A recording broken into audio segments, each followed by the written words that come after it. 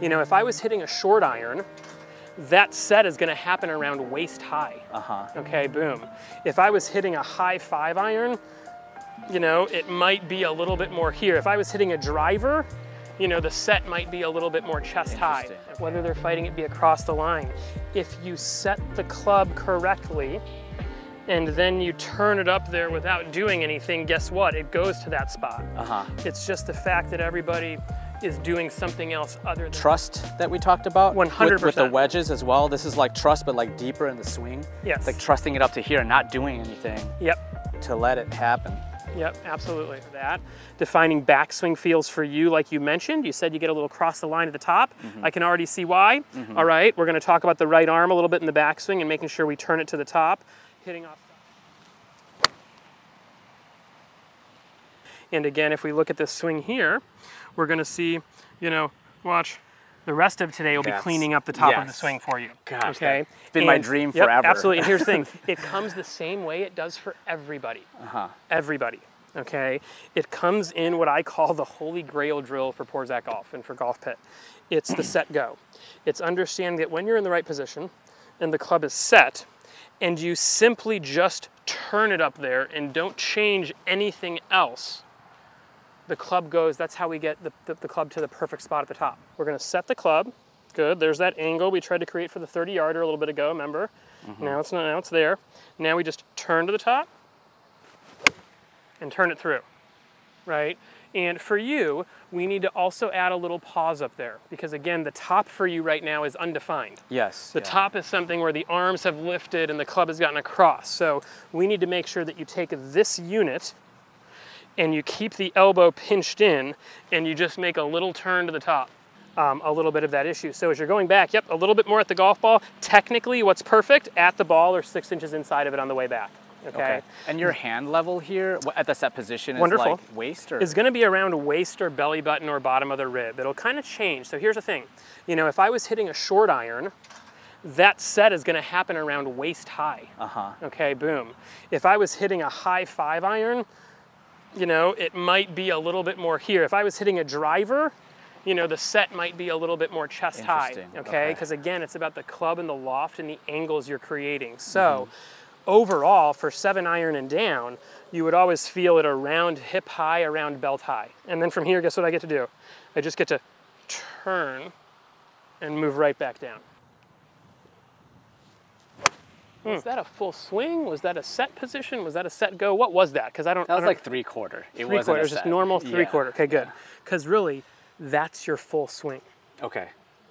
That's your full swing. 3/4 is the most you will ever go, and it's the desire to try to find more than that that puts you across the line and gets the club falling behind you. It's about understanding it's going to feel shorter up there.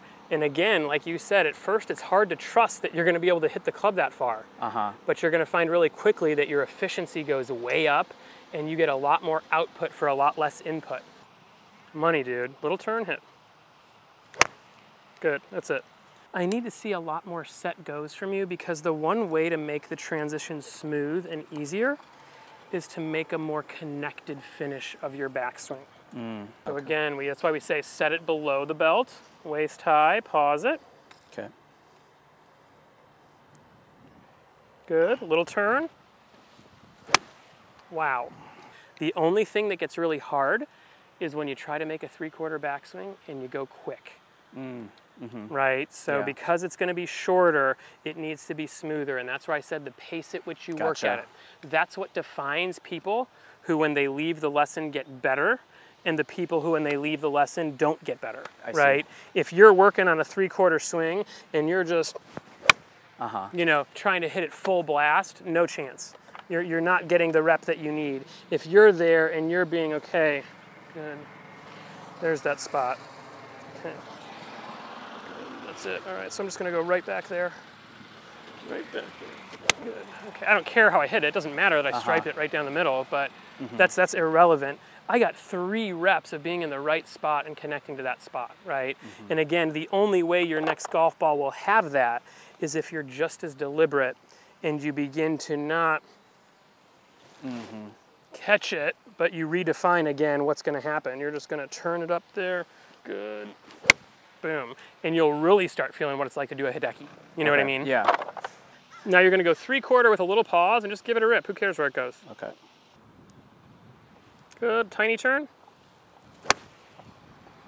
How's that? Good. Pretty flushed. Money, dude. So this is your answer to one of your questions. How do I not cross the line? I set the club and I just turn and I swing through, right?